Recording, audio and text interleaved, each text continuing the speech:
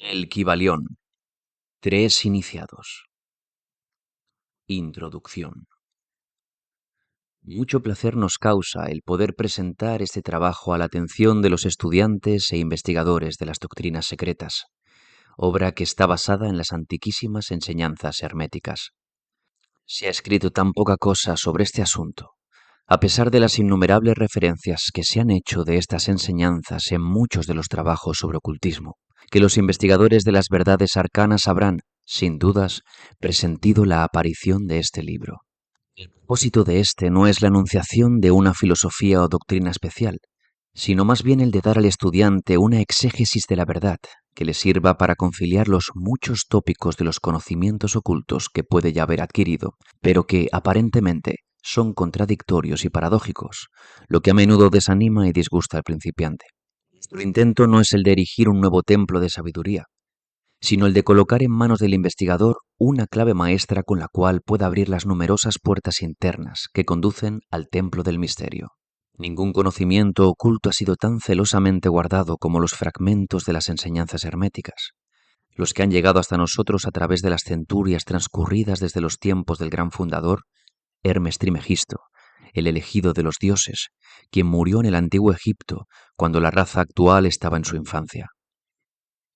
Contemporáneo de Abraham, y si la leyenda no miente, instructor de aquel venerable sabio, Hermes fue y es el gran sol central del ocultismo, cuyos rayos han iluminado todos los conocimientos que han sido impartidos desde entonces. Todas las bases fundamentales de las enseñanzas esotéricas que en cualquier tiempo han sido impartidas a la raza son originarias, en esencia, de las formuladas por Hermes. Aun las más antiguas doctrinas de la India han tenido su fuente en las enseñanzas herméticas. Desde la tierra del Ganges, muchos ocultistas avanzados se dirigieron hacia el Egipto para postrarse a los pies del maestro. De él obtuvieron la clave maestra que, al par que explicaba, reconciliaba sus diferentes puntos de vista, estableciéndose así firmemente la doctrina secreta. De todas partes del globo vinieron discípulos y neófitos que miraban a Hermes como el maestro de los maestros, y su influencia fue tan grande que, a pesar de las negativas de los centenares de instructores que había en los diferentes países, se puede fácilmente encontrar en las enseñanzas de estos últimos las bases fundamentales en las que se asentaban las doctrinas herméticas. El estudiante de religiones comparadas puede fácilmente percibir la influencia tan grande que las enseñanzas herméticas han ejercido en todas las religiones, sea cual fuera el nombre con que se les conozca ahora, bien en las religiones muertas o bien en las actualmente existentes. La analogía salta a la vista a pesar de los puntos aparentemente contradictorios, y las enseñanzas herméticas son como un conciliador de ellas. La obra de Hermes parece haberse dirigido en el sentido de sembrar la gran verdad que se ha desarrollado y germinado en tantas y tan extrañas formas, más bien que en el de establecer una escuela de la filosofía que dominara el pensamiento del mundo. Sin embargo, la verdad original enseñada por él ha sido guardada intacta, en su pureza primitiva por un reducido número de hombres en cada época, los cuales, rehusando gran número de aficionados y de estudiantes poco desarrollados, siguieron el proceder hermético y reservaron su conocimiento para los pocos que estaban prontos para comprenderlo y dominarlo. De los labios a los oídos fue transmitido este conocimiento entre esos pocos. Siempre han existido en cada generación y en los diversos países de la Tierra algunos iniciados que conservaron viva la sagrada llama de las enseñanzas herméticas y que siempre han deseado emplear sus lámparas para encender las lámparas menores de los del mundo profano, cuando la luz de la verdad languidecía y se anublaba por su negligencia o cuando su pabilo se ensuciaba con materias extrañas. Han existido siempre los pocos que cuidaron el altar de la verdad, sobre el cual conservaron siempre ardiendo la lámpara perpetua de la sabiduría. Esos hombres dedicaron su vida a esa labor de amor que el poeta describiera en estas líneas. Oh, no dejes extinguirse la llama, sustentada por generación tras generación en su oscura caverna, en sus templos sagrados sustentada, nutrida por puros sacerdotes de amor, no dejes extinguirse la llama. Estos hombres no buscaron nunca ni la aprobación popular ni acaparar gran número de prosélitos. Son indiferentes a esas cosas, pues saben de sobra cuán pocos hay en cada generación capaces de recibir la verdad o de reconocerla si se les presentara. Ellos reservan la carne para los hombres, mientras que los demás dan leche a los niños.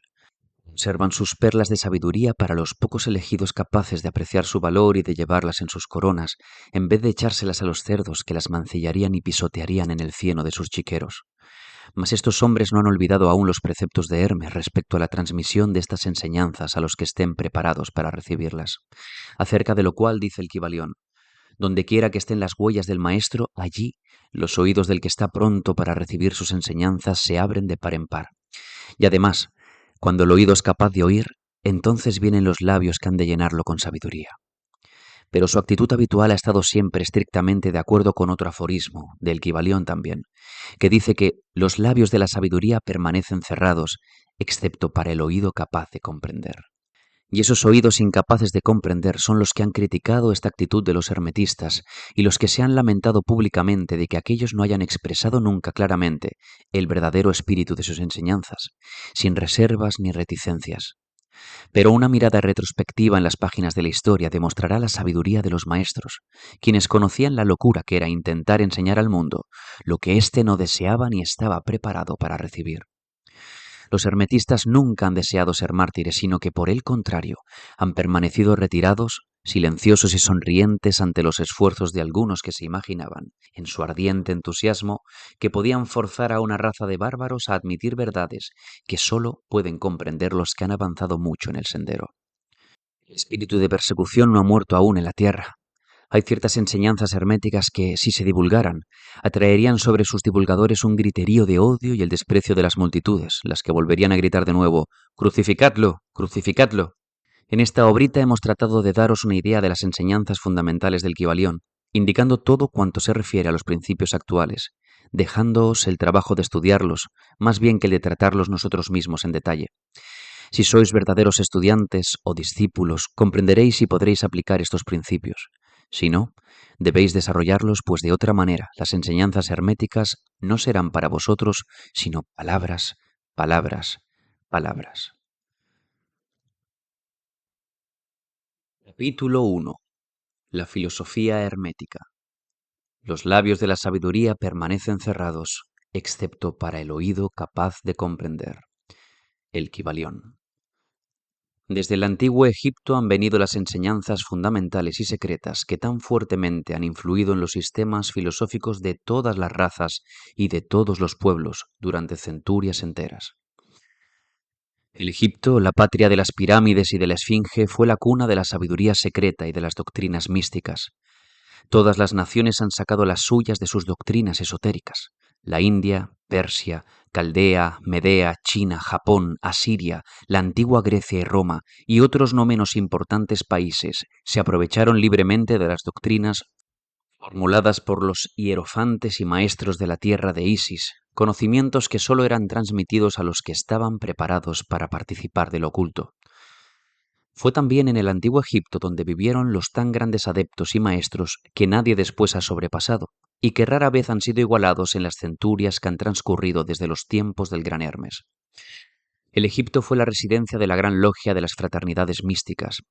Por las puertas de su templo entraron todos los neófitos que, convertidos más tarde en adeptos, hierofantes y maestros, se repartieron por todas partes llevando consigo el precioso conocimiento que poseían y deseando hacer partícipe de él a todo aquel que estuviera preparado para recibirlo. Ningún estudiante de ocultismo puede dejar de reconocer la gran deuda que tiene contraída con aquellos venerables maestros de Egipto.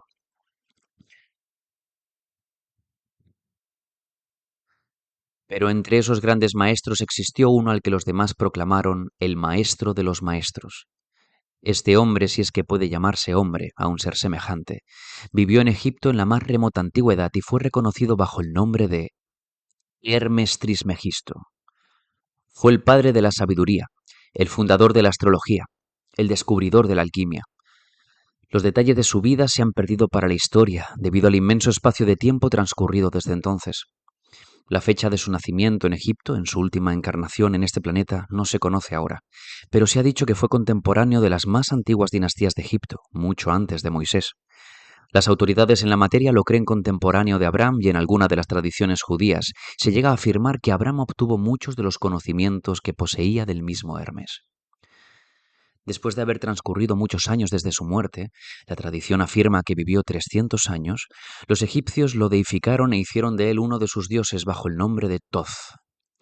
Años después los griegos hicieron también de él otro de sus dioses y lo llamaron Hermes, el dios de la sabiduría. Tanto los griegos como los egipcios reverenciaron su memoria durante centurias enteras, denominándole el inspirado de los dioses y añadiéndole su antiguo nombre, Trismegisto, que significa 3 veces grande. Todos estos antiguos países lo adoraron y su nombre era sinónimo de fuente de sabiduría. Aún en nuestros días usamos el término hermético en el sentido de secreto, reservado, etc. Y esto es debido a que los hermetistas habían siempre observado rigurosamente el secreto de sus enseñanzas. Si bien entonces no se conocía aquello de no echar perlas a los cerdos, ellos siguieron su norma de conducta especial que les indicaba dar leche a los niños y carne a los hombres, cuyas máximas son familiares a todos los lectores de las escrituras bíblicas, máximas que, por otra parte, habían sido ya usadas muchos siglos antes de la era cristiana. Y esta política de diseminar cuidadosamente la verdad ha caracterizado siempre a los hermetistas, aún en nuestros días. Las enseñanzas herméticas se encuentran en todos los países y en todas las religiones, pero nunca identificada con un país en particular ni con secta religiosa alguna. Esto es debido a la prédica que los antiguos instructores hicieron para evitar que la doctrina secreta se cristalizara en un credo. La sabiduría de esta medida salta a la vista de todos los estudiantes de historia. El antiguo ocultismo de la India y la Persia degeneró y se perdieron sus conocimientos, debido a que los instructores se habían convertido en sacerdotes y mezclaron la teología con la filosofía, siendo su inmediata consecuencia que perdieron toda su sabiduría, la que acabó por transformarse en una cantidad inmensa de supersticiones religiosas, cultos, credos y dioses. Lo mismo pasó con las enseñanzas herméticas de los gnósticos cristianos, enseñanzas que se perdieron por el tiempo de Constantino, quien mancilló la filosofía mezclándola con la teología, y la Iglesia cristiana perdió entonces su verdadera esencia y espíritu, viéndose obligada a andar a ciegas durante varios siglos, sin que hasta ahora haya encontrado su camino, observándose actualmente que la Iglesia cristiana está luchando nuevamente por aproximarse a sus antiguas enseñanzas místicas. Pero siempre han existido unas cuantas almas que han conservado viva la llama, alimentándola cuidadosamente y no permitiendo que se extinguiera su luz. Y gracias a esos firmes corazones y a esas mentes de extraordinario desarrollo tenemos aún la verdad con nosotros. Mas no se encuentra en los libros. Ella ha sido transmitida del maestro al discípulo, del iniciado al neófito, de los labios a los oídos. Si alguna vez se ha escrito algo sobre ella, su significado ha sido cuidadosamente velado con términos de astrología y alquimia, de tal manera que sólo los que poseían la clave podían leerlo correctamente. Esto se hizo necesario a fin de evitar las persecuciones de los teólogos de la Edad Media, quienes luchaban contra la doctrina secreta a sangre y fuego. Aún en nuestros días nos es dable encontrar algunos libros valiosos de filosofía hermética, pero la mayor parte se ha perdido. Sin embargo, la filosofía hermética es la única clave maestra que puede abrir las puertas a todas las enseñanzas ocultas. En los primeros tiempos existió una compilación de ciertas doctrinas herméticas que eran las bases fundamentales de toda la doctrina secreta y que habían sido hasta entonces transmitidas del instructor al estudiante, compilación que fue conocida bajo el nombre de El Kybalión, cuyo exacto significado se perdió durante centenares de años. Sin embargo, algunos que han recibido sus máximas de los labios a los oídos las comprenden y las conocen. Sus preceptos no habían sido escritos nunca hasta ahora. Son, simplemente, una serie de máximas y axiomas que luego eran explicados y ampliados por los iniciados. Estas enseñanzas constituyen realmente los principios básicos de la alquimia hermética, la que, contrariamente a lo que se cree, está basada en el dominio de las fuerzas mentales, más bien que en el de los elementos materiales, en la transmutación de una clase de vibraciones mentales en otras, más bien que en el cambio de una clase de metal en otro. La leyenda acerca de la piedra filosofal que convertía todos los metales en oro era una alegoría relativa a la filosofía hermética, alegoría que era perfectamente comprendida por todos los discípulos del verdadero hermetismo. En esta obrita invitamos a nuestros estudiantes a examinar las enseñanzas herméticas tal como fueron expuestas en el Kybalión, explicadas y ampliadas por nosotros, humildes estudiantes de las mismas, que si bien llevamos el título de iniciados somos, sin embargo, simples discípulos a los pies de Hermes el Maestro. Transcribimos aquí muchas de las máximas y preceptos del Kybalión, acompañadas por explicaciones y comentarios que creemos ayudarán a hacer más fácilmente comprensible esas enseñanzas por los hombres modernos, especialmente teniendo en cuenta que el texto original ha sido velado a propósito con términos obscuros y desconcertantes. Las máximas originales, axiomas y preceptos del Kybalión están impresos con otro tipo de letra.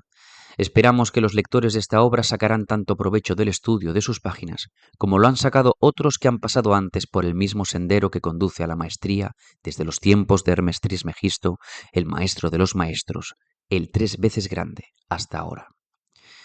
Dice el Kybalión: donde quiera que estén las huellas del maestro, allí los oídos del que está pronto para recibir sus enseñanzas se abren de par en par. Cuando el oído es capaz de oír, entonces vienen los labios que han de llenarlo con sabiduría. De manera que, de acuerdo con lo indicado, este libro solo atraerá la atención de los que están preparados para recibirlo. Y recíprocamente, cuando el estudiante esté preparado para recibir la verdad, entonces este libro llegará a él. El principio hermético de causa y efecto, en su aspecto de ley de atracción, llevará los oídos junto a los labios y el libro junto al discípulo. Capítulo 2. Los 7 principios herméticos. Los principios de la verdad son 7. El que comprende esto perfectamente posee la clave mágica ante la cual todas las puertas del templo se abrirán de par en par. El Kybalión. Los 7 principios sobre los que se basa toda la filosofía hermética son los siguientes. 1. El principio de mentalismo. 2. El principio de correspondencia. 3. El principio de vibración. 4. El principio de polaridad. 5. El principio del ritmo. 6. El principio de causa y efecto. 7. El principio de generación. 1. El principio de mentalismo. El todo es mente. El universo es mental. El Kybalión. Este principio encierra la verdad de que todo es mente. Explica que el todo, que es la realidad sustancial que se oculta detrás de todas las manifestaciones y apariencias que conocemos bajo los nombres de universo material, fenómenos de la vida, materia, energía, etc., y en una palabra, todo cuanto es sensible a nuestros sentidos materiales, es espíritu, quien en sí mismo es incognoscible e indefinible, pero que puede ser considerado como una mente infinita, universal y viviente. Explica también que todo el mundo fenomenal o universo es una creación mental del todo, en cuya mente vivimos, nos movemos y tenemos nuestro ser. Este principio, al establecer la naturaleza mental del universo, explica fácilmente los varios fenómenos mentales y psíquicos que tanto han preocupado la atención del público, y que sin tal explicación no son comprensibles y desafían toda hipótesis científica. La comprensión de este principio hermético de mentalismo habilita al individuo a realizar y conocer la ley que rige el universo mental, aplicándola a su bienestar y desarrollo. El estudiante de la filosofía hermética puede emplear conscientemente las grandes leyes mentales en vez de usarlas por casualidad o ser usado por ellas. Con la clave maestra en su poder, el discípulo puede abrir las puertas del templo del conocimiento mental y psíquico y entrar en él mismo, libre e inteligentemente. Este principio explica la verdadera naturaleza de la energía, de la fuerza y de la materia, y el cómo y el por qué todas esas están subordinadas al dominio de la mente. Uno de los antiguos maestros escribió largo tiempo a: el que comprenda la verdad de que el universo es mental está muy avanzado en el sendero de la maestría. Y estas palabras son tan verdad hoy en día como lo eran cuando fueron escritas. Sin esta clave maestra la maestría es imposible, y el estudiante que no la posea en vano llamará a la puerta del templo. 2. El principio de correspondencia. Como es arriba, es abajo. Como es abajo, es arriba. El Kybalión. Este principio encierra la verdad de que hay siempre una cierta correspondencia entre las leyes y los fenómenos de los varios estados del ser y de la vida, y el antiquísimo axioma hermético se refiere precisamente a esto y afirma: como es arriba, es abajo. Como es abajo, es arriba. Y la comprensión de este principio da una clave para resolver muchos de los más oscuros problemas y paradojas de los misteriosos secretos de la naturaleza. Hay muchos planos que no conocemos, pero cuando aplicamos esa ley de correspondencia a ellos, mucho de lo que de otra manera nos sería incomprensible se hace claro a nuestra conciencia. Este principio es de aplicación universal en los diversos planos, mental, material o espiritual del cosmos. Es una ley universal. Los antiguos hermetistas consideraban este principio como uno de los más importantes auxiliares de la mente, por cuyo intermedio se puede descorrer el velo que oculta lo desconocido a nuestra vida. Su aplicación puede desgarrar un tanto el velo de Isis, de tal manera que nos permita ver, aunque más no sea, alguno de los rasgos de la diosa. De igual manera que el comprender los principios de la geometría habilita al hombre para medir el diámetro, órbita y movimiento de las más lejanas estrellas mientras permanece sentado en su observatorio, así también el conocimiento del principio de correspondencia habilita al hombre a razonar inteligentemente de lo conocido o lo desconocido. Estudiando la mónada, se llega a comprender al arcángel. Es el principio de vibración. Nada está inmóvil. Todo se mueve, todo vibra, el Kybalión. Este principio encierra la verdad de que todo está en movimiento, de que nada permanece inmóvil, cosas ambas que confirma por su parte la ciencia moderna, y cada nuevo descubrimiento lo verifica y comprueba. Y a pesar de todo, este principio hermético fue enunciado cientos de años por los maestros del antiguo Egipto. Este principio explica las diferencias entre las diversas manifestaciones de la materia, de la fuerza, de la mente y aún del mismo espíritu, las que no son sino el resultado de los varios estados vibratorios. Desde el todo, que es puro espíritu, hasta la más grosera forma de materia, todo está en vibración. Cuanto más alta es esta, tanto más elevada es su posición en la escala. La vibración del espíritu es de una intensidad infinita, tanto que prácticamente puede considerarse como si estuviera en reposo, de igual manera que una rueda que gira rapidísimamente parece que está sin movimiento. Y en el otro extremo de la escala hay formas de materia densísima, cuya vibración es tan débil que parece también estar en reposo. Entre ambos polos hay millones de grados de intensidad vibratoria. Desde el corpúsculo y el electrón, desde el átomo y la molécula hasta el astro y los universos, todo está en vibración. Y esto es igualmente cierto en lo que respecta a los estados o planos de la energía o fuerza, la que no es más que un determinado estado vibratorio, y a los planos mentales y espirituales. Una perfecta comprensión de este principio habilita al estudiante hermético a controlar sus propias vibraciones mentales, así como las de los demás. Los maestros también emplean este principio para conquistar los fenómenos naturales.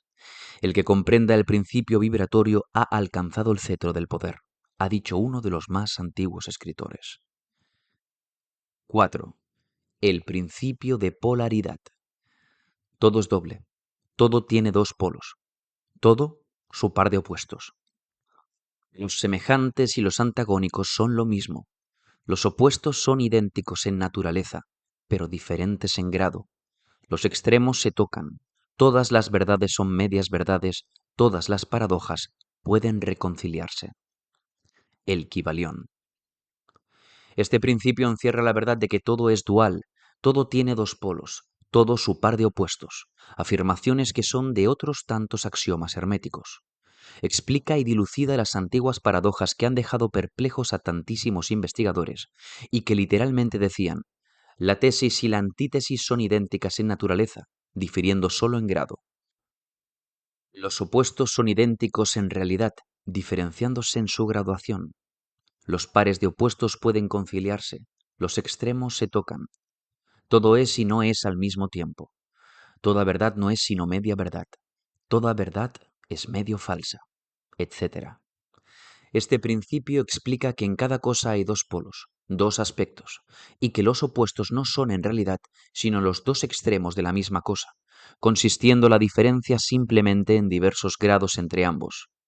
El calor y el frío, aunque opuestos, son realmente la misma cosa, consistiendo la diferencia simplemente en diversos grados de aquella. Mirad un termómetro y tratad de averiguar dónde empieza el calor y dónde termina el frío. No hay nada que sea calor absoluto en realidad, indicando simplemente ambos términos, frío y calor, diversos grados de la misma cosa, y que ésta se manifiesta en esos opuestos no es más que los polos de eso que se llama calor, o sea, la manifestación del principio de polaridad que nos ocupa. El mismo principio se manifiesta en la luz y la oscuridad, las que en resumen no son sino la misma cosa, siendo ocasionada la diferencia por la diversidad de grado entre los dos polos del fenómeno. ¿Dónde termina la oscuridad y dónde empieza la luz? ¿Cuál es la diferencia entre grande y pequeño? ¿Cuál entre duro y blando? ¿Cuál entre blanco y negro? ¿Cuál entre alto y bajo? ¿Cuál entre positivo y negativo? El principio de polaridad explica esta paradoja. El mismo principio opera de idéntica manera en el plano mental. Tomemos por ejemplo el amor y el odio, dos estados mentales completamente distintos aparentemente, y notaremos que hay muchos grados entre ambos, tantos que las palabras que nosotros usamos para designarlos, agradable y desagradable, se esfuman una en la otra, hasta tal punto que muchas veces somos incapaces de afirmar si una cosa nos causa placer o disgusto. Todas no son más que gradaciones de una misma cosa, como lo comprenderéis claramente por poco que meditéis sobre ello. Y aún más que esto, es posible cambiar o transmutar las vibraciones de odio por vibraciones de amor, en la propia mente y en la mente de los demás, lo que es considerado como lo más importante por los hermetistas. Muchos de los que leéis estas páginas habréis tenido experiencias en vosotros mismos y en los demás de la rápida e involuntaria transición del amor en odio y recíprocamente. Y ahora comprenderéis la posibilidad de efectuar esto por medio del poder de la voluntad, de acuerdo con las fórmulas herméticas. El bien y el mal no son sino los polos de una misma y sola cosa, y el hermetista comprende y conoce perfectamente el arte de transmutar el mal en el bien, aplicando inteligentemente el principio de polaridad. El arte de polarizar se convierte en una fase de la alquimia mental, conocida y practicada por los antiguos y modernos maestros herméticos.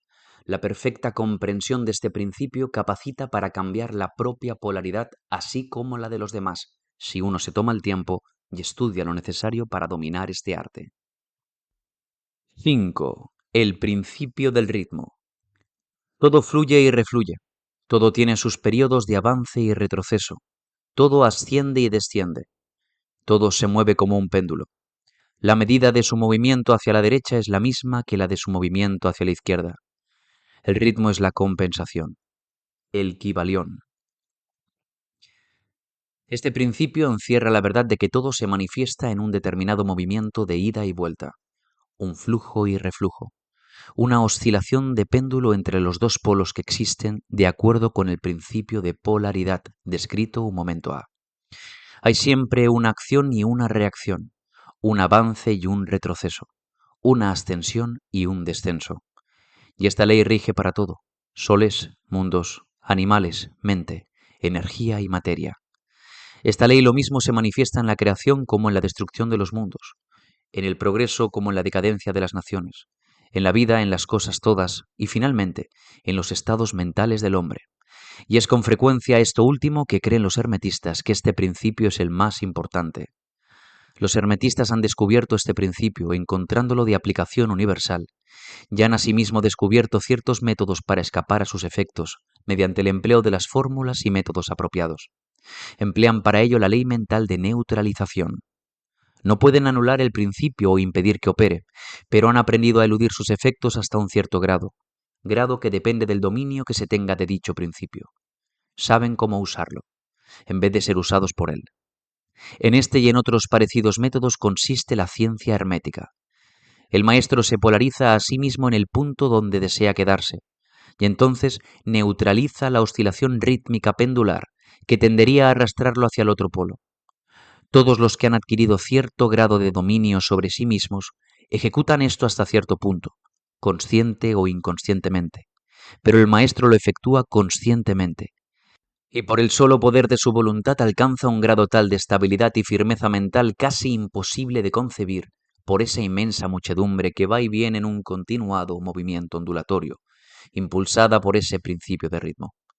Este, así como el de la polaridad, ha sido cuidadosamente estudiado por los hermetistas, y los métodos de contrabalancearlos, neutralizarlos y emplearlos forman una de las partes más importantes de la alquimia mental hermética. 6. El principio de causa y efecto. Toda causa tiene su efecto. Todo efecto tiene su causa. Todo sucede de acuerdo a la ley. La suerte no es más que el nombre que se le da a la ley no reconocida. Hay muchos planos de casualidad, pero nada escapa a la ley. El Kybalión. Este principio encierra la verdad de que todo efecto tiene su causa y toda causa su efecto. Afirma que nada ocurre casualmente y que todo ocurre conforme a la ley.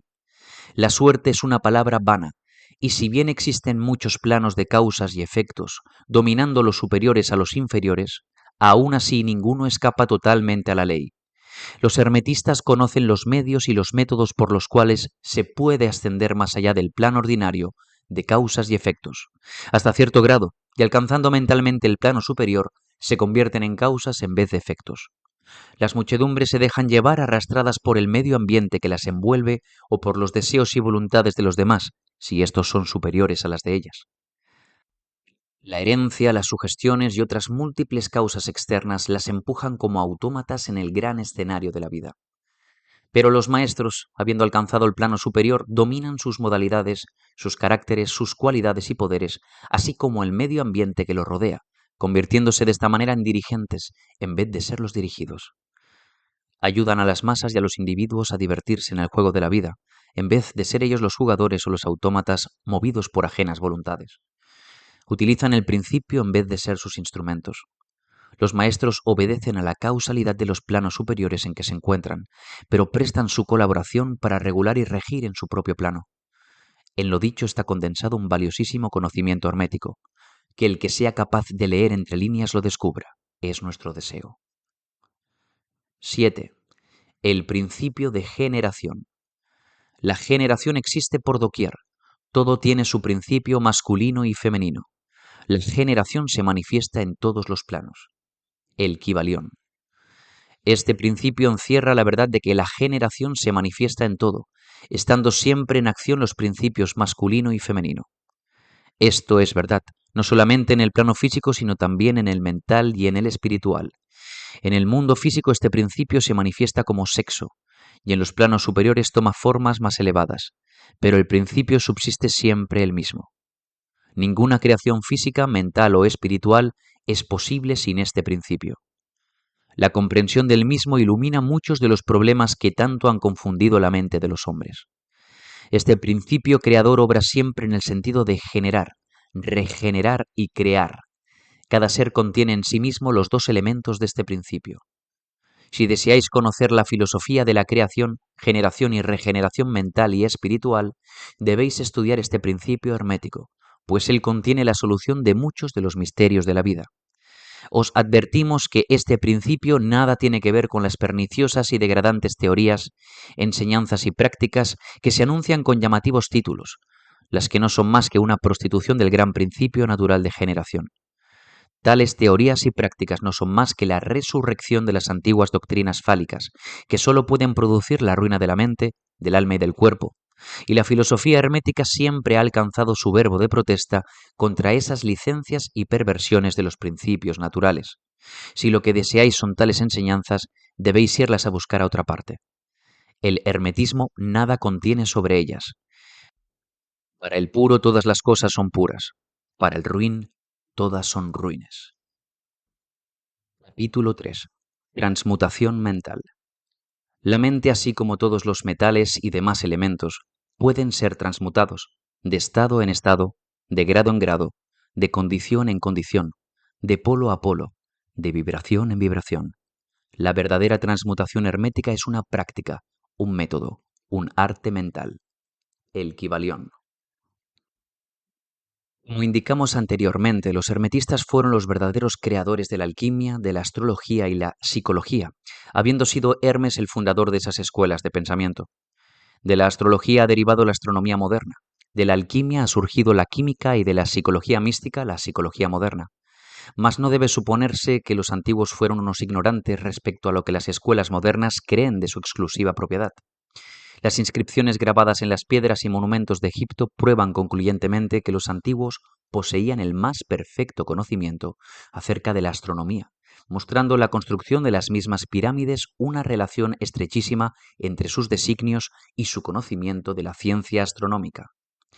Tampoco debe suponerse que ignoran la química, pues los fragmentos de antiguas escrituras descubiertas muestran que estaban muy familiarizados con las propiedades químicas de los cuerpos. En una palabra, sus teorías respecto a la física han sido posteriormente verificadas y confirmadas por los últimos descubrimientos de la ciencia moderna, sobre todo en lo que se refiere a la constitución de la materia. Lejos de ignorar los llamados modernos descubrimientos psicológicos, los egipcios estaban muy al corriente de todo ello, especialmente en ciertas ramas que ignoran completamente las escuelas modernas, y sobre todo en ciencia psíquica, la que tanto está confundiendo a los psicólogos de hoy en día, y haciéndoles confesar al fin que después de todo bien puede haber algo de cierto en ello. Lo cierto es que además de la química, astronomía y psicología, esto es la psicología en su aspecto de función cerebral, los antiguos poseían un conocimiento trascendental de la astronomía que se llamó alquimia y de la psicología trascendental titulada psicología mística. Y no solamente poseían este conocimiento interno, sino también el externo, siendo este último el único que conocen los hombres de ciencia modernos. Entre los muchos aspectos y tópicos de conocimientos secretos de los hermetistas, se encuentra lo que se conoce como transmutación mental, de la que vamos a tratar en este capítulo. Transmutación es el término generalmente empleado para designar el antiguo arte de transmutar los metales, especialmente los de poco valor en oro. La palabra transmutar significa cambiar de naturaleza, de sustancia y de forma, convirtiéndose en otra, transformarse en otra cosa. Webster.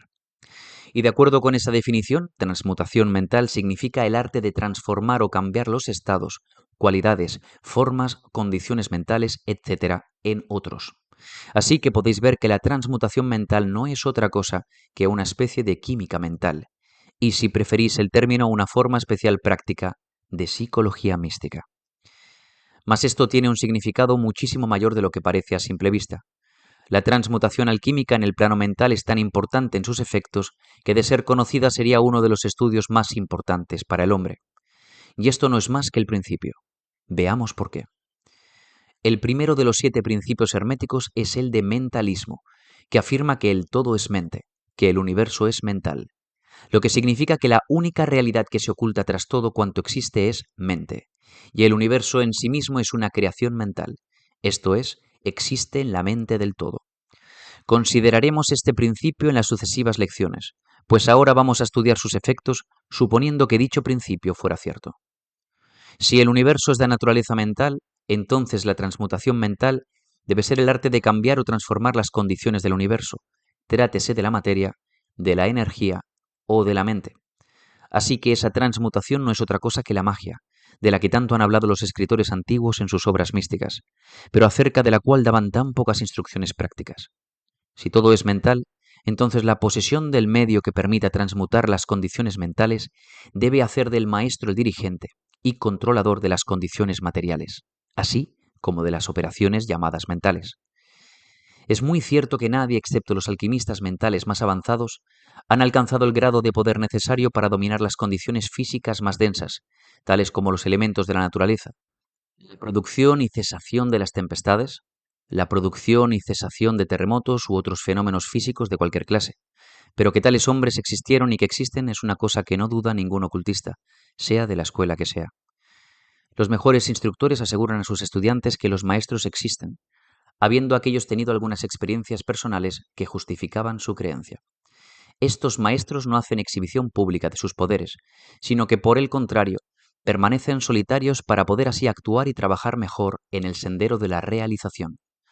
Mencionamos aquí su existencia meramente para llamar vuestra atención acerca de que sus poderes son enteramente mentales y que operan en el sentido de la más elevada transmutación mental, según el principio del mentalismo del Kybalión, que dice: el universo es una creación mental. Mas los estudiantes y hermetistas de los grados inferiores al de maestro, los iniciados e instructores, pueden también actuar y obrar libremente en el plano mental. Todo cuanto llamamos fenómenos psíquicos, influencia mental, mentalismo, etc., son transmutación mental, pues existe un principio único, y nada importa el nombre que se dé a los fenómenos que se produzcan. El que practica la transmutación mental trabaja en ese plano, transformando condiciones y estados mentales en otros, de acuerdo con fórmulas más o menos eficaces. Los varios tratamientos, afirmaciones, autosugestiones, etc., de las escuelas mentalistas no son más que esas mismas fórmulas, muy a menudo imperfectas y empíricas, del arte hermético. La mayoría de los que las practican son unos ignorantes comparados con los antiguos maestros, porque no poseen el conocimiento fundamental sobre la cual está basada esa operación. No solamente los estados mentales de uno mismo pueden ser transmutados según los métodos herméticos, sino que también puede hacerse esto con la mentalidad de los demás y, efectivamente, todos sufrimos transformaciones mentales de cualquier índole, inconscientemente, por lo general, pero a veces conscientemente, cuando comprendemos algo acerca de las leyes y principios que los rigen y, sobre todo, cuando los demás ignoran los medios de protegerse a sí mismos. Muchos estudiantes de mentalismo saben que las condiciones materiales dependen de las mentes de los demás y pueden ser transmutadas y cambiadas de acuerdo con los deseos de la persona que quiere modificar sus condiciones de vida. Se ha hecho esto tan público hoy en día que no creemos necesario mencionarlo en detalle, siendo nuestro propósito únicamente el demostrar la acción de este principio hermético que se oculta tras todas esas varias formas de operar, buenas o malas, porque la fuerza puede ser empleada en ambas direcciones, de acuerdo con el principio hermético de polaridad. En esta órbita indicaremos los principios básicos en los que se funda la transmutación mental, de tal manera que todos los que la estudian puedan comprender las leyes a que obedecen, y poseyendo así la clave maestra sean capaces de abrir las muchas puertas del principio de polaridad. Ahora procederemos a considerar el primero de los 7 principios herméticos, el del mentalismo, el que se explica y desarrolla el axioma de que el todo es mental, de que el universo es una creación mental según las palabras de Kybalión. Este principio debe estudiarse cuidadosamente, porque él es, en realidad, la base de toda la filosofía hermética y del arte hermético de transmutación mental. Capítulo 4. El todo. Más allá del cosmos, del tiempo, del espacio, de todo cuanto se mueve y cambia, se encuentra la realidad substancial, la verdad fundamental, el Kybalión. Sustancia significa lo que yace oculto bajo toda manifestación externa, la realidad esencial, la cosa en sí misma. Substancial significa actualmente existente, el elemento esencial, el ser real. Realidad significa el estado del ser verdadero, real, eterno, permanente, fijo. Más allá de toda apariencia externa o manifestación debe haber siempre una realidad substancial. Esta es la ley. El hombre, al considerar y examinar el universo, del cual es una unidad, no ve otra cosa que un cambio continuo en la materia, en las fuerzas, en los estados mentales. Ve que nada es realmente, que todo se transforma y cambia. Nada permanece. Todo nace, crece, muere. Tan pronto como una cosa ha adquirido su máximo desarrollo, empieza a declinar. La ley del ritmo está en constante operación. No hay realidades, nada firme, nada duradero, fijo o substancial, nada permanente. Todo es cambio. Todas las cosas surgen y evolucionan de otras cosas. Hay una acción continua que es seguida siempre de su reacción correspondiente. Todo fluye y refluye, todo se construye y derrumba, todo es creación y destrucción, vida y muerte. Y si el hombre que tal examen hace y tales cosas ve, fuera un pensador, comprendería que todas esas cosas en perpetuo cambio no pueden ser sino simples apariencias externas, o manifestaciones de algún poder que se oculta tras ellas, de alguna realidad substancial encerrada en las mismas. Todos los pensadores de cualquier país o época se han visto obligados a afirmar la existencia de esta realidad substancial. Todas las filosofías, cualquiera que haya sido su nombre, se han basado en esta idea. Los hombres han dado a esta realidad substancial muchos nombres. Algunos la han denominado Dios, otros divinidad infinita y eterna energía, materia, etc. Pero todos han reconocido su existencia. Es evidente por sí misma, no necesita argumentos.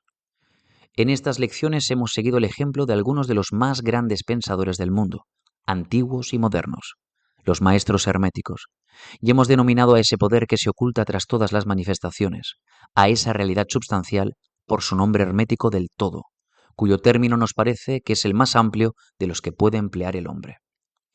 Aceptamos y enseñamos las teorías de los grandes pensadores herméticos, como también las de esas almas iluminadas que han ascendido a planos superiores de existencia. Unos y otros afirman que la naturaleza íntima del todo es incognoscible. Y esto debe ser así efectivamente, pues nadie excepto el todo mismo puede comprender su propia naturaleza y su propio ser. Los hermetistas creen y enseñan que el todo en sí mismo es y debe ser incognoscible. Consideran las teorías y especulaciones de los teólogos y metafísicos respecto a la naturaleza íntima del todo como esfuerzos infantiles de mentes mortales para sorprender el secreto del infinito. Todos esos esfuerzos han fracasado siempre y seguirán fracasando, debido a la naturaleza misma de la tarea. El que especula sobre ello se encuentra perdido en un laberinto de pensamientos sin salida, y si persiste en su intento acaba por perder toda capacidad para razonar sanamente, hasta llegar a serle imposible la vida. Se encontraría en una situación parecida a la de la ardilla, que en la jaula se pone a girar en su rueda, sin moverse del mismo sitio, continuando tan prisionera como antes de haber comenzado. Y aún mucho más presuntuosos son esos que tratan de atribuir al todo la personalidad, cualidades, propiedades, características y atributos de ellos mismos, como si el todo tuviera las emociones, sentimientos y características de los humanos, y llega hasta atribuirle malas cualidades, como los celos, la susceptibilidad a la alabanza y a la oración, el deseo de que se le ofrende y se le adore, y todas esas otras cosas que nos han legado como herencia de los primeros días de la infancia de la humanidad. Tales ideas no le sirven para nada al hombre desarrollado y acaba por dejarlas a un lado. Leemos debe indicar que hacemos una distinción entre la filosofía y la metafísica. Religión significa para nosotros la realización intuitiva de la existencia del todo y de la relación entre uno mismo y él, mientras que la teología significa para nosotros el esfuerzo o los esfuerzos que hace el hombre para atribuirle las propias cualidades, personalidad, características, etc., así como sus teorías, proyectos, deseos y designios, asumiendo el papel del intermediario entre el todo y el pueblo. La filosofía significa para nosotros la especulación que tiende a comprender las cosas cognoscibles y pensables, permítasenos la palabra. En tanto que la metafísica indica la tentativa de inquirir entre las nebulosidades de las regiones de lo incognoscible y de lo impensable, la que, al fin y al cabo, tiene la misma tendencia que la teología. Consecuentemente, la religión y la filosofía significan para nosotros cosas que tienen realidad por sí mismas, en tanto que la teología y la metafísica son algo así como senderos tortuosos y laberínticos, por los que circula la ignorancia y forman la base más insegura e inestable sobre la que pueda apoyarse la mente o el alma del hombre. No insistiremos para que aceptéis estas definiciones. Las mencionamos con el único objeto de deslindar nuestra posición. De todas maneras, muy poco hablaremos en estas lecciones de teología y metafísica. Si bien es cierto que la naturaleza esencial del todo es incognoscible, hay sin embargo ciertas verdades relacionadas con su existencia que la mente humana se ve obligada a aceptar. El examen de estas constituye un asunto apropiado para la investigación, particularmente por lo que se refiere a lo que el iluminado nos transmite de sus impresiones en los más elevados planos de existencia. Y a esta investigación os invitamos ahora. Lo que constituye la verdad fundamental, la realidad substancial, está más allá de toda denominación, pero el sabio lo llama el todo, el Kybalión. En su esencia, el todo es incognoscible, el Kybalión. Mas el dictamen de la razón debe ser recibido hospitalariamente y tratado con respeto, el Kybalión. La razón humana, a cuyo dictamen debemos aceptar tanto como lo juzguemos conveniente, nos dice respeto al todo sin pretender desgarrar el velo de lo incognoscible. 1. El todo debe ser todo lo que realmente es. Nada puede existir fuera del todo, o de lo contrario, el todo no sería tal. 2. El todo debe ser infinito, porque nada puede existir que defina, limite o ponga restricciones al todo. Debe ser infinito en tiempo, o eterno. Debe haber existido siempre, continuamente, pues nada puede haberlo creado jamás, y algo no puede nunca surgir de nada, y si alguna vez no hubiera sido, aunque solo fuera un instante, no podría ser. Debe existir por siempre, porque nada hay que pueda destruirlo, y jamás puede dejar de ser ni aun por un solo momento, porque algo nunca puede convertirse en nada. Debe ser infinito en el espacio, debe encontrarse en todas partes, porque nada existe, ni hay sitio alguno que esté más allá del todo. No puede ser de otra manera, sino continuo y omnipresente en el espacio, sin cesación, separación o interrupción, porque no hay nada en él que pueda interrumpirse, separarse o cesar en su absoluta continuidad, y nada existe tampoco que pueda llenar las grietas. Debe ser infinito en poder o absoluto, porque nada hay que pueda limitarlo, restringirlo, confinarlo u obstaculizarlo. No está sujeto a ningún poder, porque no hay otro que el suyo. 3. El todo debe ser inmutable, esto es, no sujeto a cambio en su naturaleza real, porque nada existe que pueda obligarlo a cambiar, ni nada de lo que pueda haberse transformado. No puede ser aumentado ni disminuido, ni ser mayor o menor, bajo ningún aspecto. Debe haber sido siempre y debe seguir siendo siempre también, idéntico a lo que es ahora, el todo. Nunca ha habido, ni hay ni habrá algo en lo que pueda transformarse o cambiar. Siendo el todo infinito, absoluto, eterno, inmutable, debe deducirse que todo lo que es finito, mudable, transformable y condicionado no puede ser el todo. Y como nada existe fuera de él en realidad, todo lo que sea finito debe ser nada realmente. No os vayáis a sorprender o asustar, porque no tratamos de embarcaros en ciencia cristiana, cubriendo estas enseñanzas bajo el título de filosofía hermética. Hay una reconciliación entre estos aparentemente contradictorios asuntos. Tened paciencia, que a todo llegaremos a su debido tiempo. Vemos en torno a nosotros eso que se llama materia, la que constituye las bases físicas de todas las formas. ¿Es el todo materia simplemente? Absolutamente no. La materia no puede manifestar vida o mentalidad, y como la mente está manifestada en el universo, el todo no puede ser materia, pues nada asciende más allá de su propia fuente, nada puede manifestarse en un efecto si no lo está también en la causa, nada puede evolucionar o emerger como consecuente si no está involucrado o involucionado como antecedente. Y además, la ciencia moderna nos dice que la materia no existe realmente, sino que es energía o fuerza interrumpida. Esto es, energía o fuerza en un grado menor de intensidad vibratoria. Como ha dicho recientemente un escritor, la materia se sumerge en el misterio. Aún la ciencia materialista ha abandonado la teoría de la materia y ahora descansa sobre la base de la energía. ¿Es pues el todo mera fuerza o energía? No.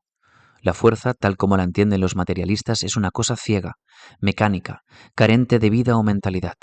La vida y la mente no pueden nacer de ciega energía, por las razones dadas un momento a. Nada puede subir más alto que su propia fuente. Nada evoluciona si no ha involucionado. Nada se manifiesta en un efecto si no está en la causa. Así que el todo no puede ser mera fuerza o energía, porque si lo fuera no existiría eso que se llama mente y vida. Y ambas sabemos que existen, porque nosotros estamos vivos y estamos empleando nuestra mente en considerar esta cuestión. Y en iguales condiciones se encuentran los que afirman que la energía es todo. ¿Qué es lo que hay superior a la materia y a la energía? Y que sepamos que existe en el universo. Vida y mente en todos sus diversos grados de desenvolvimiento. Entonces preguntaréis, ¿queréis significar que el todo es vida y mente? Sí y no es nuestra respuesta. Si entendéis por vida y mente lo que nosotros, pobres mortales, conocemos de ellas, no, el todo no es eso. ¿Mas qué clase de vida y mentalidad significáis? Preguntaréis. La contestación es mente viviente, tan amplia como nosotros podamos concebirla, puesto que la vida y la mente son muy superiores a la fuerza puramente mecánica o a la materia. Mente infinita y viviente, si se compara con la vida y la mentalidad finitas. Queremos indicar eso que quieren significar las almas iluminadas cuando reverentemente pronuncian la palabra espíritu. El todo es mente viviente e infinita. Los iluminados lo llaman espíritu. Capítulo 5. El universo mental. El universo es una creación mental sostenida en la mente del todo. El Kybalión. El todo es espíritu. ¿Mas qué es el espíritu? Esa pregunta no puede ser contestada, puesto que definirla sería prácticamente definir al todo, el cual no puede explicarse. El espíritu es simplemente el nombre que los hombres dan a la más elevada concepción de la infinita mente viviente. Significa la esencia real, tan superior a todo cuanto entendemos por mente y vida, como estas últimas, a la energía y la materia. El espíritu está más allá de nuestra comprensión, y usamos dicho término en el mismo sentido y queriendo significar lo mismo que cuando hablamos del todo. Para nuestro entendimiento podemos pensar del espíritu como de una infinita mente viviente, teniendo en cuenta, al mismo tiempo, que no podemos comprenderlo del todo. O hacemos esto o nos vemos obligados a dejar de pensar. Procederemos ahora a estudiar la naturaleza del universo, como un todo, y también en sus partes. ¿Qué es el universo? Hemos visto ya que nada puede existir fuera del todo. Entonces, ¿el universo es el todo? No, no puede serlo, porque el universo parece estar hecho de muchas, de múltiples unidades, y está en continuo cambio, y de todas maneras no está de acuerdo con las ideas que nos hemos visto obligados a aceptar respecto al todo, según ya indicamos en nuestra lección anterior. Entonces, si el universo no es el todo, debe ser nada. Tal es la inevitable consecuencia que se presenta en la mente aparentemente. Pero esto no satisface la pregunta porque nosotros somos sensibles y sentimos la existencia del universo. Y si el universo es algo y no es el todo, ¿qué puede ser? Examinemos la cuestión. Si el universo existe absolutamente, o por lo menos parece que existe, debe proceder en alguna forma del todo, ser su creación. Pero como algo no puede venir de nada, ¿de qué pudo crearlo el todo? Algunos filósofos han contestado a esta pregunta diciendo que el todo creó el universo del sí mismo, esto es, sacándolo de su propia sustancia. Mas esta respuesta no sirve, puesto que el todo no puede ser aumentado, ni disminuido, ni dividido, según hemos visto ya.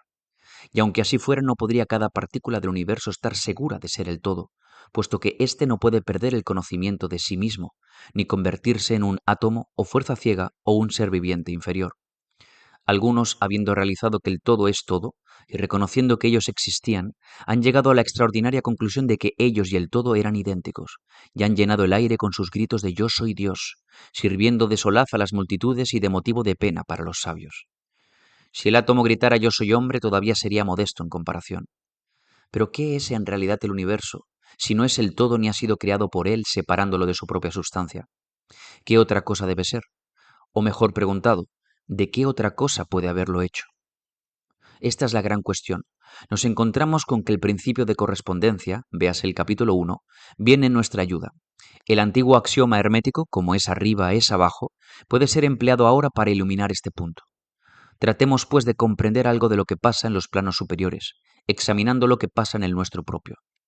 El principio de correspondencia puede aplicarse a esto lo mismo que a cualquier otro problema. Veamos, en su propio plano de existencia, cómo crea el hombre. Primero, puede crear haciendo o construyendo algo con los materiales que el mundo externo le brinda. Mas esto no nos sirve, porque fuera del todo no existen materiales de ninguna clase con los que él pueda crear. En segundo lugar, el hombre puede crear por medio de la fecundación, que no es más que su multiplicación, acompañada por la transferencia de una parte de su propia sustancia a la matriz de la madre. Mas esto tampoco nos sirve, porque el todo no puede transferir o subtraerse a sí mismo una porción, ni puede reproducirse o multiplicarse a sí mismo. En el primer caso, habrá una sustracción de su sustancia o adición al todo, lo que es un absurdo. ¿No existe otro medio por el cual crea el hombre? Sí, hay otro, la creación mental. Al crear en esta forma, él no emplea materiales que le aporte el mundo externo, ni se reproduce a sí mismo, y sin embargo, su espíritu compenetra su creación mental. Siguiendo el principio de correspondencia, se puede pensar justificadamente que el todo crea el universo mentalmente, de una manera parecida al proceso mediante el cual el hombre crea sus imágenes mentales. Y he aquí que en esta descripción coinciden tanto el dictamen dado por la razón como el de las almas iluminadas, según se puede encontrar en sus escritos o en sus enseñanzas. Tales son las doctrinas de los sabios, tales las que enseñó Hermes. El todo no puede crear de ninguna manera, excepto mentalmente, sin emplear ni materiales, pues no hay ninguno, ni reproduciéndose, lo que también es imposible. No hay escapatoria para esta conclusión de la razón, la que, como hemos ya visto, concuerda perfectamente con lo que dicen los iluminados. De igual manera que podéis vosotros crear un universo en vuestra propia mente, así el todo crea los cosmos en la suya propia. Mas vuestro universo sería la creación de una mente finita, en tanto que la del todo sería la creación de un infinito. Las dos son iguales en clase, pero difieren infinitamente en grado. Examinaremos más estrictamente el proceso de la creación y manifestación conforme vayamos avanzando en nuestro estudio. Mas este es el punto que debéis fijar por ahora en vuestras mentes. El universo y todo lo que él contiene es una creación mental del todo. Todo es mente. El todo crea en su mente infinita innumerables universos, los que existen durante eones de tiempo, y así todo, para él, la creación, desarrollo, decadencia y muerte de un millón de universos no significa más que el tiempo que se emplea en un abrir y cerrar de ojos. El Kybalión. La mente infinita del todo es la matriz del cosmos. El Kybalión. El principio de género o generación, veas el capítulo 1 y otros que seguirán, se manifiesta en todos los planos de la vida, material, mental y espiritual. Pero según ya hemos indicado anteriormente, el género no significa sexo, pues este último no es más que la manifestación material del género. Género significa lo relativo a la generación o creación. Y donde quiera que algo se genera o se crea, sea en el plano que sea, ese principio de género se está allí manifestando. Y esto es verdad, aun en lo que se refiere a la creación de los universos. Ahora no vayáis a suponer que estamos enseñando que hay un Dios creador macho y otro hembra. Esto no sería más que una mistificación de las antiguas enseñanzas al respecto. La verdad es que el todo en sí mismo está más allá del género, así como también está más allá de toda otra ley, incluyendo las del tiempo y del espacio. Él es la ley de la cual todas las leyes proceden, y por lo tanto no puede estar sujeto a estas últimas. Mas cuando el todo se manifiesta en el plano de la generación o creación, entonces actúa de acuerdo con la ley y con el principio, pues se está moviendo en un plano inferior de existencia. Y consecuentemente, él manifiesta el principio de género, en sus aspectos masculino y femenino, en el plano mental, por supuesto. Esta idea podría parecer un tanto chocante, si la oís por primera vez, mas otras veces la habéis aceptado pasivamente en vuestras concepciones diarias. Habláis de la paternidad de Dios y de la maternidad de la naturaleza, de Dios como Padre Divino y de la naturaleza como Madre Universal, y así habréis conocido instintivamente el principio del género en el universo. ¿No es así? Mas las enseñanzas herméticas no implican una dualidad real. El todo es uno, siendo los dos aspectos simples fases de manifestación. La doctrina es que el principio masculino manifestado por el todo permanece, en cierta manera, aparte de la creación mental del universo. Proyecta su voluntad sobre el principio femenino, que puede ser llamado naturaleza, siendo en esta que comienza la obra evolutiva de un universo, desde simples centros de actividad hasta el hombre, y aún a más elevados planos de existencia que el humano, todo ello de acuerdo con bien establecidas leyes de la naturaleza. Si preferís las antiguas imágenes mentales, podéis concebir el principio masculino como Dios, el Padre, y el principio femenino como naturaleza, la Madre Universal, de cuya matriz todas las cosas nacen. Esto es algo más que una simple figura poética de lenguaje, es una idea del proceso de la creación de un universo. Pero recordad siempre que el todo es uno, y que en su mente infinita es donde crean y generan y existen los cosmos. Podría ayudaros a concebir esto propiamente el aplicarle la ley de correspondencia en vuestra propia mente. Sabéis que esa parte de vosotros que llamáis yo, en cierto sentido, permanece aparte de la creación y de vuestras imágenes mentales en el intelecto. La parte de la mente en la que se efectúa la generación de imágenes puede ser llamada el mí, en distinción con el yo, que permanece aparte y que examina los pensamientos, ideas e imágenes del mí. Como arriba es abajo, acordaos, y los fenómenos de un plano pueden emplearse para resolver los enigmas de los planos superiores e inferiores. ¿Es acaso maravilloso que vosotros, los hijos, sintáis una reverencia instintiva hacia Padre-Madre? ¿Es maravilloso que cuando consideráis las obras y maravillas de la naturaleza os sintáis conmovidos hasta lo más profundo de vuestro ser? Es a vuestra madre mente a quien os estáis estrechando, como un niño se estrecha al seno de su madre. No vayáis a suponer que el pequeñísimo mundo que os circunda, la Tierra, que no es más que un grano de arena en el universo, es el universo mismo. Hay millones y millones de tales mundos, y aún mucho mayores que él, y aún hay millones de tales universos que existen en la mente del único. Y aún en nuestro sistema solar hay regiones y planos de vida muy superiores a los nuestros, y seres comparados con los que nosotros somos lo que las amebas respecto al hombre. Hay seres cuyos poderes y atributos son mucho más elevados que los del hombre, y éste jamás ha soñado que pudieran existir. Mas a pesar de esto, esos seres fueron en poco tiempo lo que nosotros ahora, y seremos un tiempo como ellos son, y aún superiores, porque tal es el destino del hombre, a juzgar por lo que nos dicen los iluminados. La muerte no es real, ni aun en sentido relativo, no es sino nacer en una vida nueva, y ascendemos y seguiremos ascendiendo a planos de vida cada vez más elevados, durante eones y eones del tiempo. El universo es nuestra casa, nuestro hogar, y podemos explorarlo hasta sus más lejanos confines, antes de la consumación de los tiempos. Estamos en la mente del todo, y nuestras posibilidades y oportunidades son infinitas, lo mismo en el tiempo que en el espacio. Y al fin del gran ciclo de eones, cuando el todo reabsorba sus creaciones en sí mismo, marcharemos alegremente porque entonces seremos capaces de comprender la verdad toda de ser uno con el todo. Esto es lo que nos afirman los iluminados, esos que han avanzado tanto en el sendero de la realización. Y en el entretanto estamos tranquilos y serenos. Estamos seguros y protegidos por el poder infinito del Padre, Madre, Mente. En la mente del Padre, Madre, los hijos están en su hogar. El Kybalión. No hay nadie que no tenga padre y madre en el universo.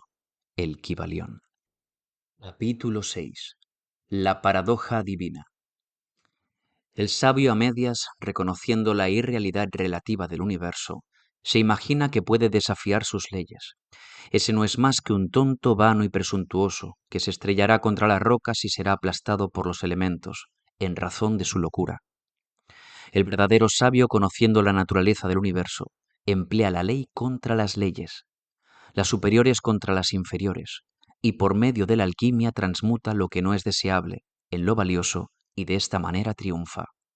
La maestría consiste no en sueños anormales, visiones o imágenes fantasmagóricas, sino en el sabio empleo de las fuerzas superiores contra las inferiores, vibrando en los más elevados.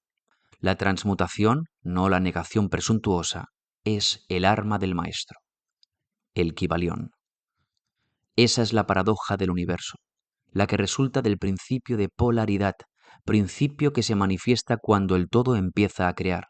Aunque para el todo infinito el universo, sus leyes, sus poderes, su vida, sus fenómenos, son como cosas contempladas en el estado de meditación o ensueño, el universo debe ser tratado como real, y la vida, las acciones y los pensamientos deben estar basados en ello, acordemente, si bien se tenga un claro conocimiento y realización de la verdad superior, cada uno respecto a su propio plano y leyes.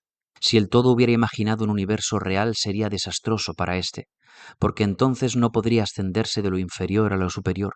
El universo se habría convertido en una cosa fija, inmóvil, y el progreso resultaría imposible. Y si el hombre, por su parte, debido a su media sabiduría, actúa y vive y piensa en el universo como si fuera un sueño, parecido a sus propios ensueños afinitos, sí se convertirá efectivamente para él, y al igual de un cadáver que caminase, se encontrará dando vueltas y más vueltas en un círculo, sin hacer el menor progreso, y siendo forzado por último a despertarse y vivir por las leyes naturales que él hubiera olvidado. Conservad siempre la mente fija en la estrella, pero mirad dónde ponéis los pies, no vayáis a hundiros en algún abismo. Recordad la paradoja divina que afirma que si bien el universo no es, sin embargo es. Recordemos siempre los dos polos de la verdad, lo absoluto y lo relativo. Guardémonos de las verdades a medias. Lo que los hermetistas conocen como ley de la paradoja es un aspecto del principio de polaridad. Las escrituras herméticas están llenas de toda clase de referencias respecto a esa paradoja que se descubre en todos los problemas de la vida y del ser. Los instructores están siempre batallando para impedir que sus estudiantes omitan el otro lado de cualquier cuestión, y sus recomendaciones se dirigen especialmente a los problemas de lo absoluto y de lo relativo, que tanto confunden a los estudiantes de filosofía y que obligan a tantos a obrar y a pensar contrariamente a lo que se conoce como sentido común. Recomendamos mucho a nuestros estudiantes el que se aseguren de haber comprendido bien la paradoja divina de lo absoluto y lo relativo, evitando el ser hipnotizados por el falso miraje de la verdad a medias.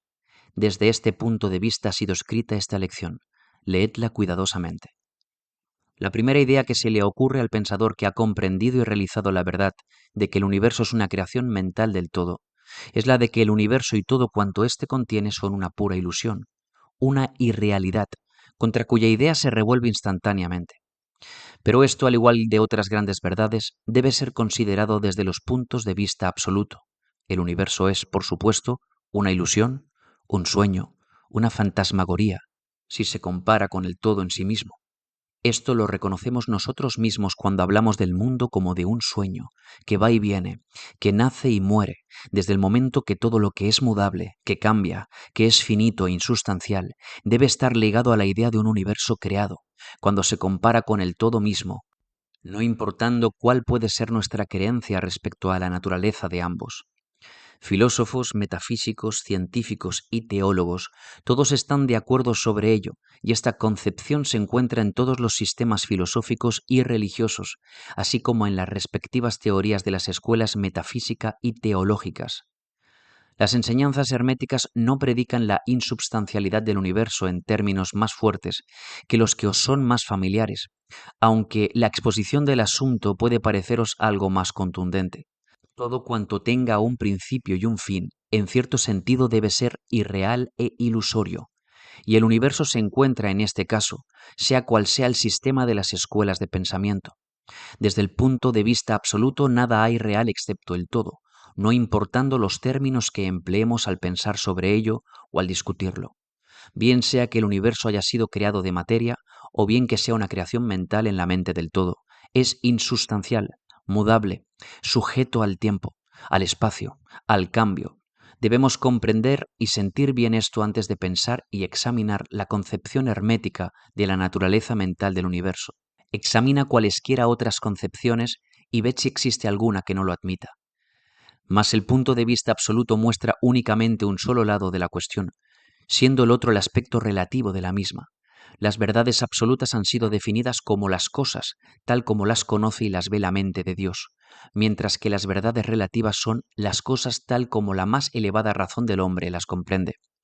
Y de esta manera, mientras que para el todo el universo debe ser ilusorio e irreal, un simple sueño o resultado de la meditación, sin embargo, para las mentes finitas que forman parte de ese universo, y mirando a través de las mortales facultades, el universo es ciertamente real, y así debe ser considerado. Al reconocer así el punto de vista absoluto, no cometeremos el error de ignorar o negar los hechos y fenómenos del universo, tal como se nos presentan ante nuestras facultades mortales. No somos el todo, recordémoslo.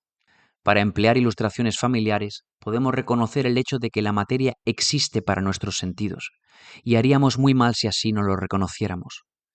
Y a pesar de ello, nuestra mente finita reconoce la verdad científica de que no hay tal materia desde el punto de vista de la ciencia, y que lo que llamamos materia no es más que un agregado de átomos, átomos los cuales, a su vez, no son más que unidades de fuerza agrupadas que llamamos electrones o iones, vibrando constantemente con movimiento circular. Golpeamos una piedra y sentimos el impacto, parece ser real y a pesar de ello sabemos que no es más que lo ya expuesto. Pero recuerden que nuestro pie, que siente el golpe mediante la intervención del cerebro, es similarmente materia constituida por electrones, y porque de esa materia está hecho también nuestro cerebro. Y por último, si no fuera por la mente, no sabríamos nada ni del pie ni de la piedra absolutamente. Además, el ideal que un artista o un escultor tratan de reproducir en el mármol o en el lienzo les parece muy real. Igualmente sucede con los personajes que crea la mente de un autor teatral, quien trata de expresarlos para que los demás puedan reconocerlos. Y si esto fuera cierto en el caso de nuestras mentes finitas, ¿cuál sería el grado de realidad de las imágenes mentales creadas en la mente del infinito? Oh, para los mortales este universo de mentalidad es ciertamente muy real. Es el único que jamás podremos conocer, aunque nos elevemos de plano en plano, cada vez más alto. Para que lo pudiéramos conocer de otra manera por experiencia actual, tendríamos que ser el todo mismo. Es muy cierto que cuanto más nos elevamos en la escala, tanto más cerca nos encontraremos de la mente del Padre, y tanto más evidente se hace la naturaleza ilusoria de las cosas finitas. Pero hasta que el todo no nos absorba finalmente dentro de Él mismo, no se desvanecerá la visión. De manera pues que no necesitamos basarnos en esa ilusión. Reconozcamos más bien la verdadera naturaleza del universo y tratemos de comprender sus leyes mentales, esforzándonos en emplearlas en la forma más efectiva para nuestro progreso ascendente en toda la vida conforme vamos viajando de un plano a otro del ser. Las leyes del universo no dejan de ser leyes de hierro, porque sean de naturaleza mental. Todos excepto el todo están sujetos a ellas. Lo que está en la infinita mente del todo es real, solo un grado menos que la realidad misma que constituye la naturaleza del todo. No nos sintamos pues inseguros o temerosos, sintámonos firmemente sostenidos en la mente infinita, y nada existe que pueda dañarnos o causarnos miedo. No hay poder alguno fuera del todo que pueda afectarnos. Podemos permanecer tranquilos y seguros, y en esta realización, una vez alcanzada, existe una plenitud de seguridad y calma. Entonces dormiremos serenamente sobre la firmeza inconcebible de lo profundo, y descansaremos seguramente sobre el océano de la mente infinita que constituye el todo. En él, ciertamente vivimos, nos movemos y tenemos nuestro ser. La materia no es menos materia para nosotros mientras permanezcamos en ese plano, aunque sepamos que no es más que un agregado de partículas de fuerza o electrones que vibran rápidamente, girando unas en torno de otras en la formación de los átomos. Los átomos a su vez giran y vibran y forman así las moléculas, y la agrupación de estas últimas componen las grandes masas de materia. Y no será menos materia por el hecho de que cuando avancemos en nuestra investigación, sepamos que la fuerza, cuyas unidades son los electrones, no son a su vez más que unidades de manifestación de la mente del todo, y que como todo lo demás en el universo es puramente mental en su naturaleza. Aunque en el plano de la materia tenemos que reconocer sus fenómenos, podemos dominarla, como lo hacen todos los maestros en menor o mayor grado, aplicándoles las fuerzas superiores. Cometeríamos así una locura si negáramos la existencia de la materia en ese aspecto relativo. Podemos, sí, negar su dominio sobre nosotros, está bien, pero no debemos intentar ignorarla en su aspecto relativo, por lo menos mientras vivamos en este plano. Las leyes de la naturaleza tampoco se hacen menos constantes o efectivas por el hecho de que las conozcamos y sepamos que son simples creaciones mentales. Obran plenamente en todos los planos, y nos liberamos de las leyes inferiores aplicándoles las superiores, y solo podemos conseguirlo de esta manera. Pero no podemos escapar a la ley o elevarnos por encima de ella completamente. Nadie, sino el todo, puede escapar a la ley, y esto es debido a que el todo es la ley misma, de la cual todas las demás brotan. Los más avanzados maestros pueden adquirir los poderes que se atribuyen generalmente a los dioses, y existen muchos grados del ser en la gran jerarquía de la vida, cuyos poderes trascienden hasta los de los más elevados maestros, en un grado inconcebible para los mortales. Pero hasta el maestro más grande y el ser más elevado debe inclinarse ante la ley, y son como nada ante los ojos del todo. Así que si hasta esos elevados seres, cuyos poderes exceden a los atribuidos por el hombre a sus dioses, están sujetos y sirven a la ley, imagina la presunción del mortal de nuestra raza cuando mira las leyes de la naturaleza como irreales, visionarias e ilusorias, porque ha podido alcanzar a ver que esas leyes son de naturaleza mental o simples creaciones del todo. Esas leyes que el todo quiere que rijan no pueden ser desafiadas o transgredidas. Mientras subsista el universo subsistirán, porque aquel existe en virtud de esas leyes, las que forman la trama o el esqueleto en que el universo se apoya. El principio hermético del mentalismo, a la vez que explica la verdadera naturaleza del universo sobre la base de que todo es mental, no cambia las concepciones científicas del universo, de la vida o de la evolución. En realidad, la ciencia no hace más que corroborar las enseñanzas herméticas. Estas últimas enseñan que la naturaleza del universo es mental, mientras que la ciencia afirma que es material, o según sus últimas noticias, que es energía en el último análisis. Las enseñanzas herméticas tampoco están en pugna con el principio básico de Herbert Spencer, que postuló la existencia de una energía infinita y eterna, de la cual proceden todas las cosas. En realidad, los hermetistas reconocen en la filosofía de Spencer la más elevada expresión de la obra de las leyes naturales que jamás se promulgará, y creen que Spencer era una reencarnación de un antiguo filósofo que vivió en Egipto millares de años ha, y que más tarde vivió como Heráclito, el filósofo griego que viviera en el año 500 a.C., y consideran su doctrina de la energía infinita y eterna como de acuerdo con las enseñanzas herméticas, siempre con el agregado de que esa energía es la mente del todo. Con esta clave maestra de la filosofía hermética puede el estudiante de Spencer abrir muchas puertas de las concepciones filosóficas internas del gran filósofo inglés, cuyas obras demuestran los resultados de su preparación en sus encarnaciones anteriores. Sus enseñanzas respecto a la evolución y al ritmo están casi de perfecto acuerdo con la doctrina hermética referente al principio del ritmo. Así pues, el estudiante no necesita dejar a un lado los puntos de vista científicos referentes al universo. Todo lo que se le pide es que comprenda el principio básico de que el todo es mente, de que el universo es mental, sostenido firmemente en la mente del todo, y encontrará que los otros 6 principios concuerdan perfectamente con este conocimiento científico y servirán para dilucidar plenamente los puntos oscuros. No hay que maravillarse de ello si se considera la influencia que el pensamiento hermético ejerciera sobre los filósofos primitivos de Grecia, sobre cuyas doctrinas descansan en gran parte las teorías de la ciencia actual. La aceptación del primer principio hermético, mentalismo, es la única gran diferencia entre la ciencia moderna y los estudiantes herméticos, y la ciencia se va dirigiendo gradualmente hacia ese punto, conforme avanza a través de la oscuridad y va encontrando su camino en el laberinto en que se ha metido en busca de la realidad. El objeto de esta lección es imprimir en la mente del estudiante el hecho de que el universo y sus leyes y sus fenómenos son tan reales en lo que al hombre concierne como lo serían bajo la hipótesis del materialismo y de la energía. Bajo cualquier hipótesis, el universo, en su aspecto externo, está siempre cambiando y es transitorio, y por consiguiente, está desprovisto de realidad substancial. Pero, y nótese el otro polo de la verdad, bajo cualquiera de dichas hipótesis estamos obligados a obrar y a vivir como si esas cosas fugaces fueran reales y substanciales. Con esta diferencia siempre que según las doctrinas se ignoraba el poder mental como fuerza natural, mientras que ahora vemos que el mentalismo es la mayor fuerza de esa clase. Y esta sola diferencia basta para revolucionar la vida de aquellos que comprenden el principio y la práctica y leyes resultantes.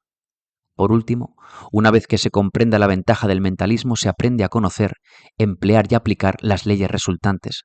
Pero no se caiga en la tentación que, según indica el Kybalión, acecha al medio sabio que lo hace hipnotizarse por la aparente irrealidad de las cosas, siendo su conciencia que camina de un lado para otro como soñando, viviendo en un mundo de ensueños, ignorando la vida diaria y su trabajo, siendo su final que se destrozará contra las rocas y se disolverá en los elementos, en razón de su locura. Más bien seguid el ejemplo del sabio que la misma autoridad indica. Úsese la ley contra las leyes, lo superior contra lo inferior, y por el arte de la alquimia transmutad lo que no es deseable en lo estimable, triunfando de esa forma. De acuerdo con esta doctrina debe evitarse la media sabiduría, que es locura y que ignora la verdad de que el dominio consiste no en sueños anormales o visiones y fantásticas imaginaciones, sino en emplear las fuerzas superiores contra las inferiores, escapando así a los dolores de los planos inferiores mediante la elevación a los superiores. Recuérdese siempre que la transmutación y no la negación presuntuosa es el arma del maestro. Las citas antedichas pertenecen a El Kybalión y son muy dignas de tenerlas siempre presentes. No vivimos en un mundo de sueños, sino en un universo que, si bien es relativo, es real, por lo menos en lo que concierne a nuestra vida y obras. Nuestra misión en el universo no es negar su existencia, sino vivir, empleando debidamente sus leyes para ascender de lo inferior a lo superior, viviendo y haciendo lo mejor que podamos dentro de las circunstancias que surgen cada día, y viviendo todo lo posible nuestras más elevadas ideas e ideales.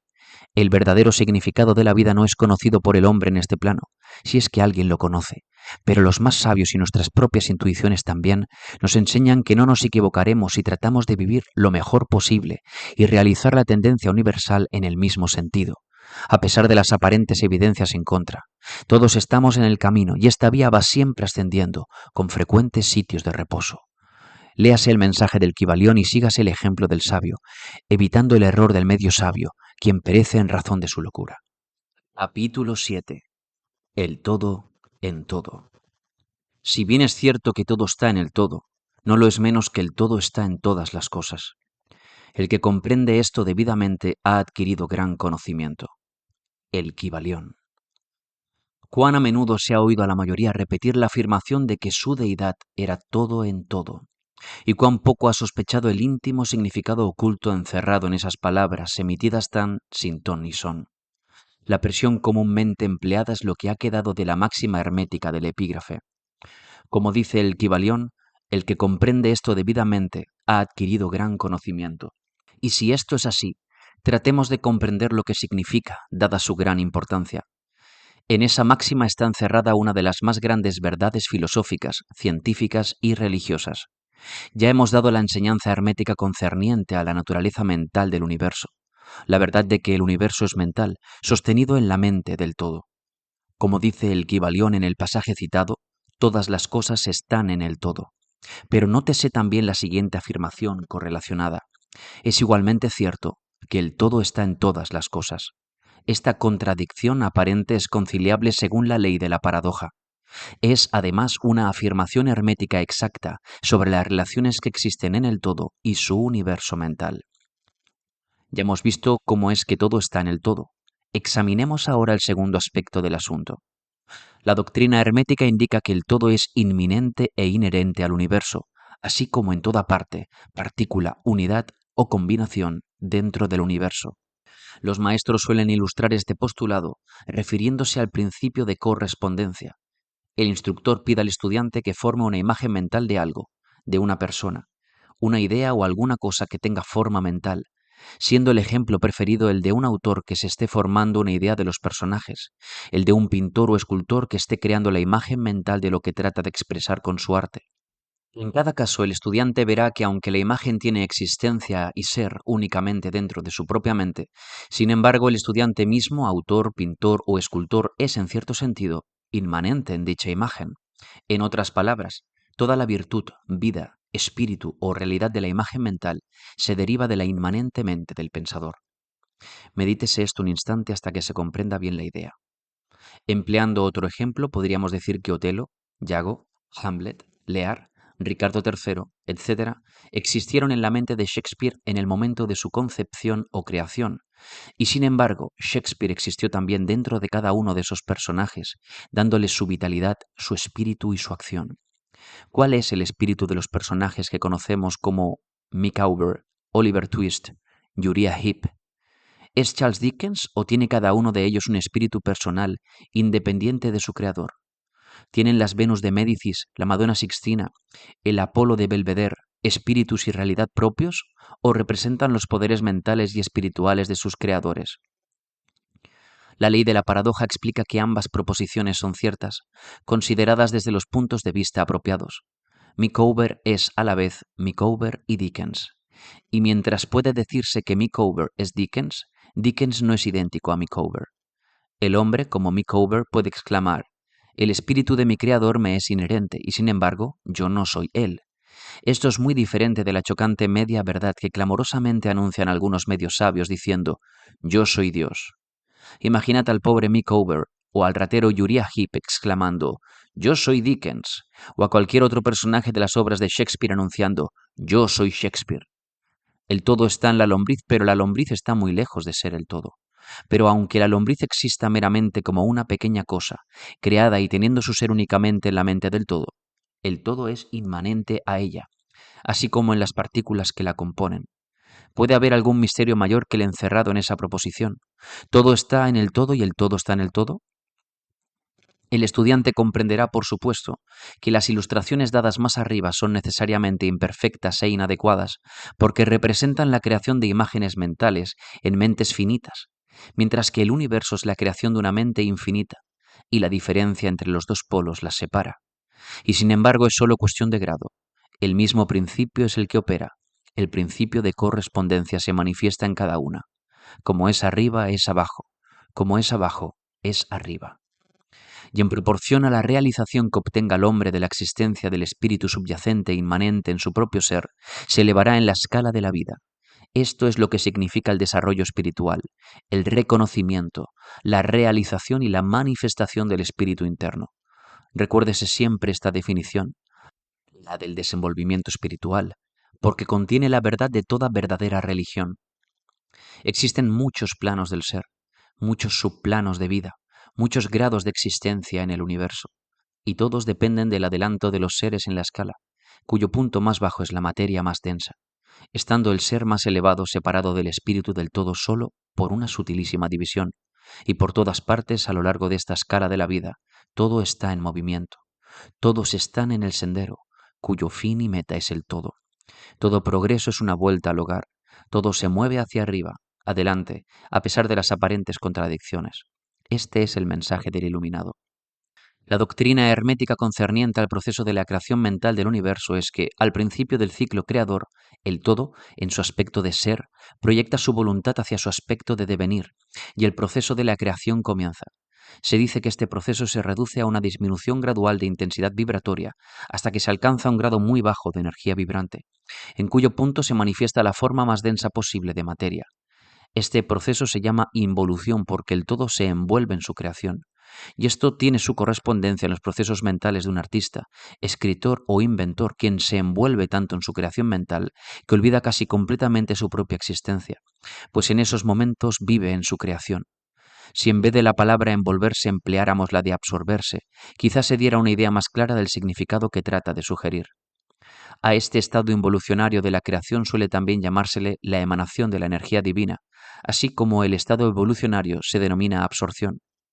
Al polo más extremo del proceso creador se le considera como el más separado del todo, en tanto que el principio del estado evolutivo es mirado como un retorno de la oscilación del péndulo del ritmo, como una vuelta al hogar. La enseñanza es que durante la efusión las vibraciones se van amortiguando gradualmente, hasta que el impulso amortiguador cesa por último, y entonces se produce el retorno de la oscilación pendular.